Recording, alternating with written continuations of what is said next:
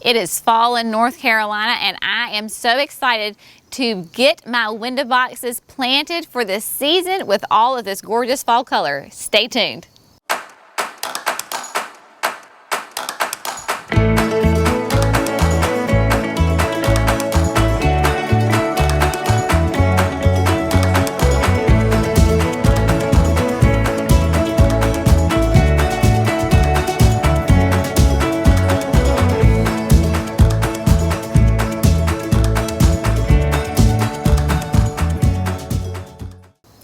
Hello friends, welcome to Gardening with Creekside. I am Jenny and today we have a very fun little project. We are switching out the window boxes for the fall planting. If you will remember back in late spring, early summer, we did a gorgeous arrangement of some summer plantings here in the window boxes. We used caladiums and browalia and sweet potato vine, all good things. Well, they did amazingly well. Because this was our first season doing window boxes, so I was a little unsure how everything would go. They did great. We have two window boxes that are from the Kinsman Garden Company. Absolutely love these things. They are amazing. So if you are looking to get some window boxes, I highly suggest that you go over to their website and check it out because they are extremely high quality. One thing that I was really impressed about was when I went to go remove my summer plantings out of these window boxes is that the cocoa liners were still in great shape. I know in the past that when I take out those summer plantings, I just lose my cocoa liner. It just shreds and falls apart. These held up amazingly well, and so I'm reusing them for this season. We are standing here in our shade garden bed, and you will notice that it looks very different than the last time we were here. I went ahead and did some fall cleanup. I pulled out all the annuals. I trimmed back a bunch of the perennials. If you remember, this is where the lady in red ferns were. They got whacked back. Everything has just been kind of cleaned up, and yes, it's a little, I won't say depressing, but it's, you know, a little sad. It's ready to go to bed for the winter. I have some work though to do in this bed before I'm ready to put it to bed for the winter. Like I'm going to move some things around, rearrange, and then add fresh mulch. So this is the perfect time to go ahead and do these window boxes because I can freely move around this hydrangea and not trample anything that's underneath my feet or mess up my nice clean mulch. Now, I've already gone ahead and done the window box underneath the kitchen sink window. So if you will remember, that great half moon window box is underneath our kitchen sink window, and it is really a lot higher than this one is. This one you get to see nice and down low, great depth up here, but in the kitchen sink I'm really looking down on it. So I used a lot of low-lying plants, and then those pansies will trail over. Here though, we can do lots of height, and I'm going to mimic and repeat some of those same colors and the exact same plants. I've already got in here brand new fresh soil. You know that I preach every time that you put in a new container, take out all of that old dirt and bring in new soil. Remember, back in the summer, this thing was chock full of plants. So when I removed them, the soil, even though some of the soil was still in there, it was chock full of roots. We have roots. We had snail and slug issues this summer, so they could have stayed in there. I wanted all of that old dirt out, nice, fresh, fluffy dirt. I used the Espoma potting soil, and I'm going to top dress it with the Land and Sea compost to give them just an all-natural fertilizer. So I'm not going to put any kind of synthetic fertilizer in here. You could, but I'm just going to use that. So we have got 3 ornamental red kale that is in the back. That are in the back. That was not proper English. I do apologize. So this is going to give me some height in this bed. It's a little, break up the roots just a little bit. I don't always break up my roots, just only if they're looking a little tight. That was looking a little tight, so I went ahead. And then make sure that you always cover all of your roots with soil. You don't want to bury these super crazy deep. You just need all the roots to be covered in soil. You don't want any air pockets because that's how your roots get nutrients, is from that soil. Now we're going to center this guy. There we go. Backfill. And then one on the end. This should go pretty fast. I somewhat have an idea of how this is going to be laid out. Not exactly. But you know, just go with the flow when you're doing it. So I put one on each end, one in the center to kind of anchor the bed. Now, for some more foliage and some really a contrast of color, I'm going to use Dusty Miller. Dusty Miller is a fantastic foliage plant. Gorgeous green, silver foliage. It's very kind of, it reminds me of seaweed almost, like a really neat, unique foliage. And I think I'm going to put 2 between each of the kale, because they are small for right now. Now, you know me, usually I am all about, oh, let's watch it grow and develop.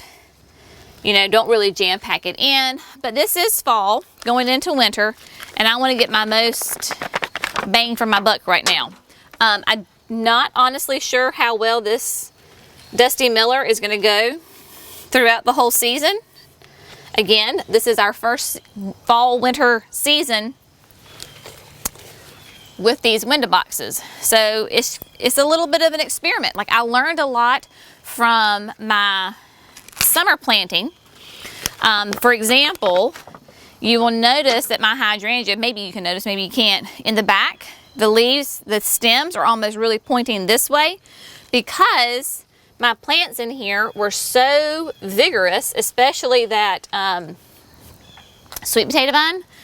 I mean, the whole section was covered and it was really going into that hydrangea. So it was blocking out the sun for my hydrangea. So next year, I have made a note in my gardening journal not probably to put that sweet potato vine back right there, because it was just such a vigorous grower that it really started to hamper how my hydrangea was growing.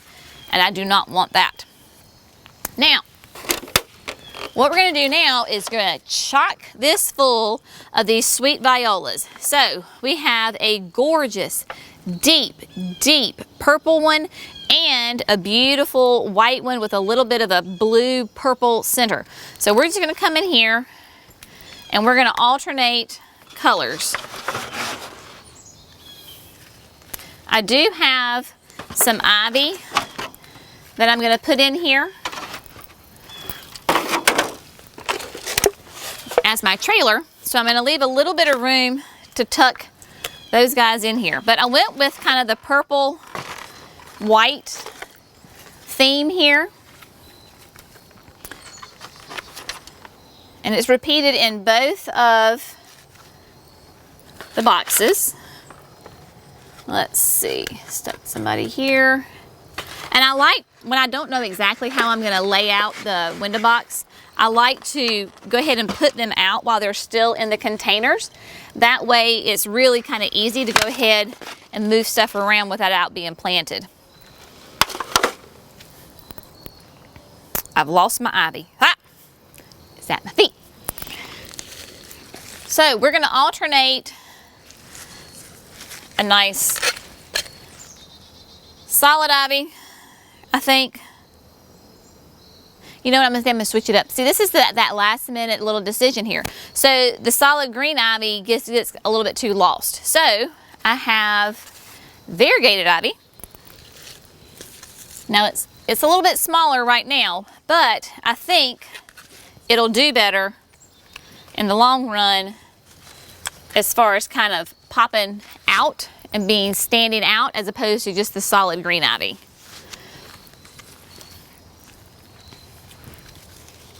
So we'll stick those right there. All in all, that looks good. If I have holes, I can always go back and fill in some more pansies, violas. Now, why did I choose violas instead of pansies? Well, violas are more shade tolerant than pansies. Pansies really like to have like lots and lots of sun to get your flowers.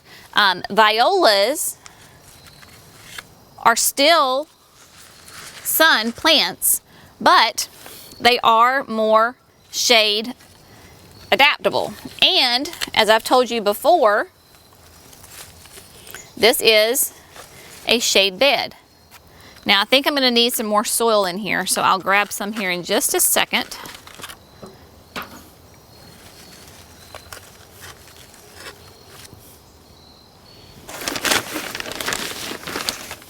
So as you go through and you see that you need some more soil, just add it in.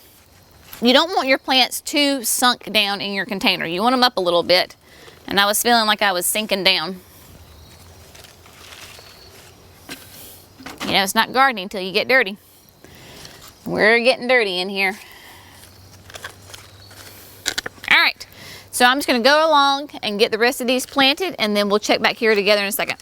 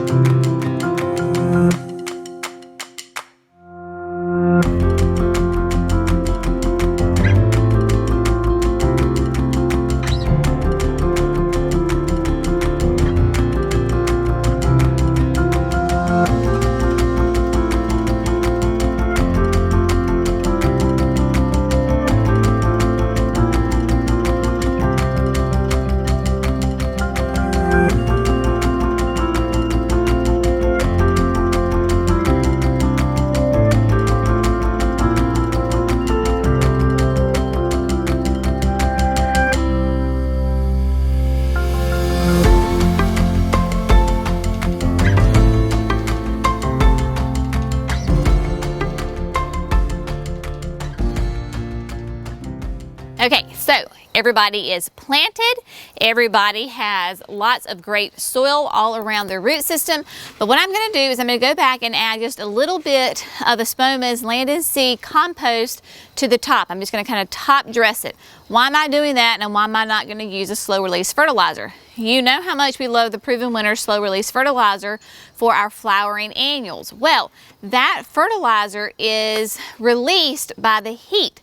Obviously in the fall and the winter, we're not going to have a whole lot of heat, so it's really just kind of a waste on my part to use that fertilizer, that time release fertilizer in that container. So that's why we're going to use some great compost. It is fantastic to use in your landscape. So when I come back in a week or couple of weeks and I rework this bed and I dig up my perennials and I move them, I will use that Land and Sea compost in my bed also. I will top dress the whole bed to give this area lots of great nutrients. My hydrangeas don't really like to be fertilized with, you know, synthetic fertilizers constantly. They don't like that, but they do love great, rich, nutrient-rich soil, so that compost will be great for them. So that's just a little side note for you.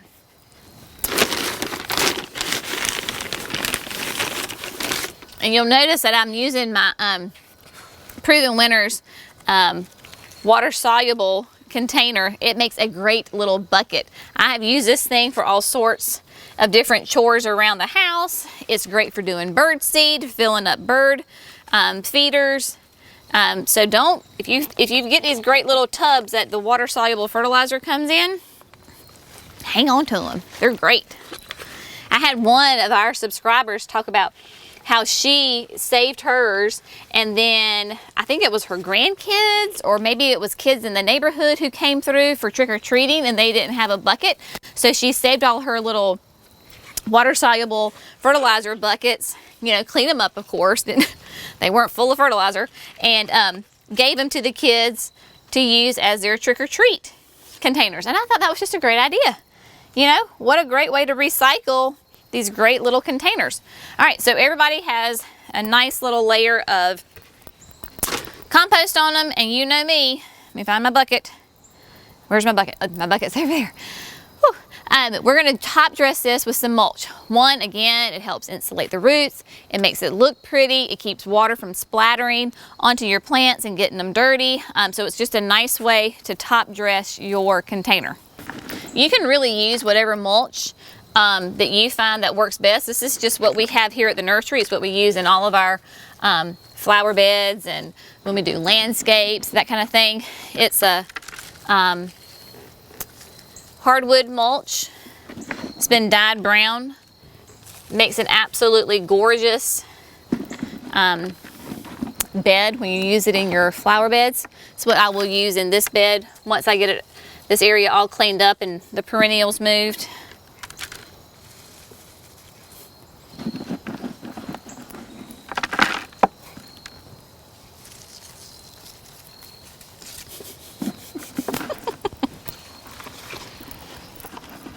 The neighborhood dogs are coming to say hello. They're up in the woods. I don't think you can see them in the window, but if you see a big dog running by, it's okay. It's just the neighbors. They're friendly. So everybody's gonna get tucked in here. It's gonna look really great looking out from the kitchen window out on here, because inside, this is a pretty low window. It's only, I don't know, 18 inches off the ground inside. So you can really look down in this bed and it's really pretty. So everybody's getting nice tucked in, winter blanket for them. They're gonna be nice and happy. Now, as far as watering, how am I gonna water this? How am I gonna maintain this through the winter? It is underneath the eave of the house, so I really will have to kind of watch it because it could dry out. This is not on irrigation. We might put this on a drip irrigation next spring, but even if we did, in the wintertime it wouldn't be running. You just don't want to have to fight the possibility of it freezing one night and so forth. But everybody is nice and tucked in. Everybody is happy. All of the window boxes are done and I am loving it. Of course, we will keep you updated on how they do and how they go through the winter. As always, thank you so much for gardening with Creekside. Please make sure that you like this video, subscribe to Gardening with Creekside, and we will see y'all in the next video. Bye, friends.